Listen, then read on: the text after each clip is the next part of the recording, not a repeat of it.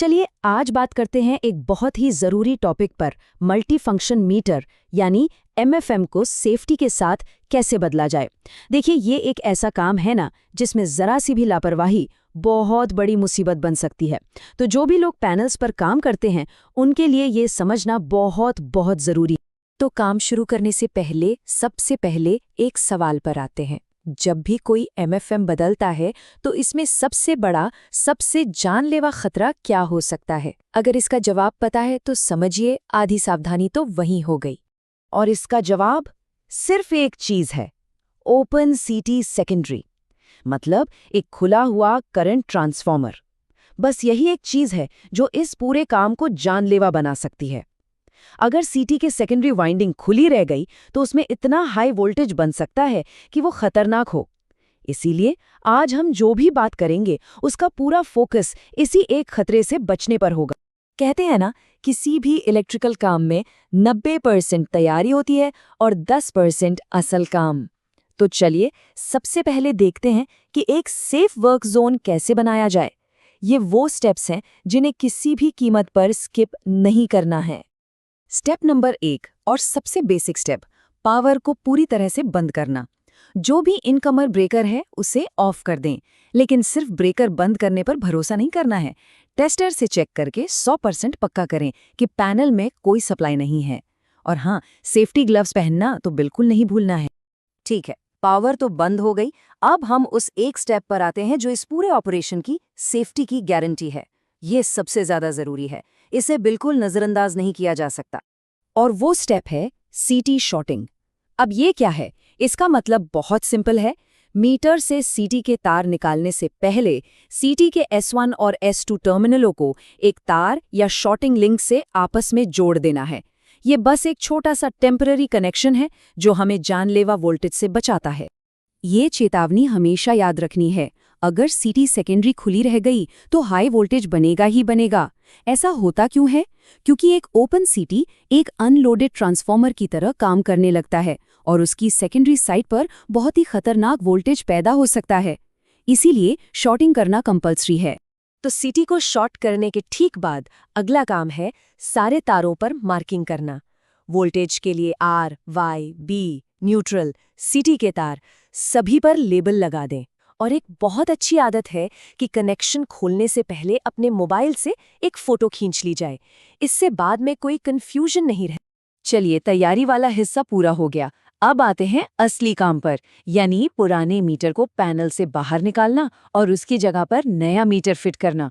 Metre हटाने का भी एक तरीका है। सबसे पहले वोल्टेज के तार निकालें, फिर सीटी के तार निकालें और एक बार फिर से देख लें कि सीटी शॉर्ट है। उसके बाद ही मीटर के क्लैंप या स्क्रू खोलकर उसे आराम से बाहर निकालें। अब नया मीटर हाथ में है, लेकिन उसे सीधे पैनल में नहीं लगाना है। पहले उसकी नेम प्लेट को ध्यान से देखना है।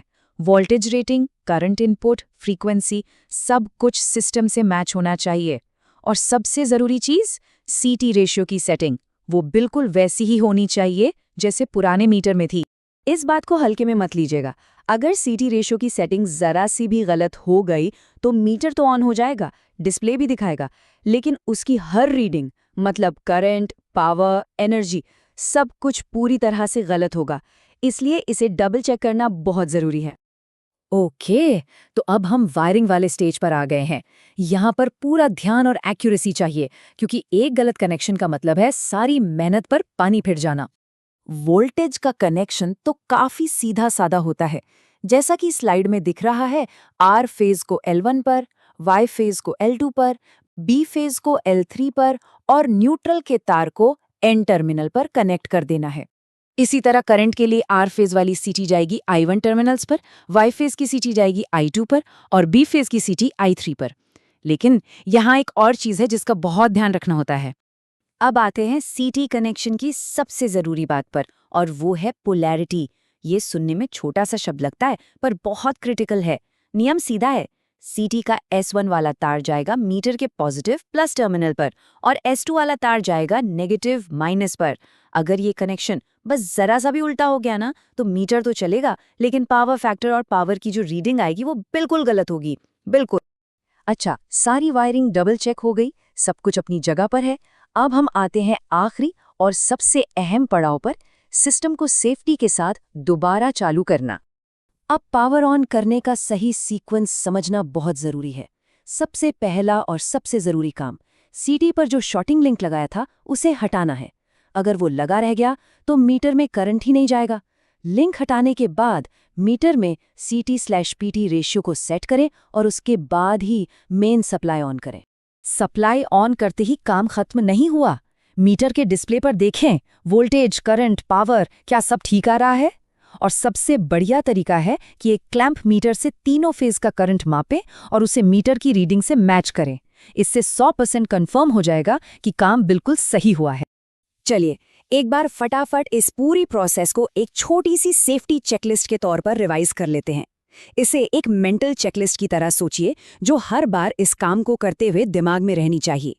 तो ये 4 नियम गांठ बांध लीजिए। पहला, काम शुरू करने से पहले हमेशा सीटी शॉर्ट करें। दूसरा, हमेशा डी एनर्जाइज्ड पैनल पर ही काम करें। तीसरा, वायरिंग का सही सीक्वेंस फॉलो करें। और चौथा, कभी भी सीटी की पोलैरिटी उल्टी न जोड़ें।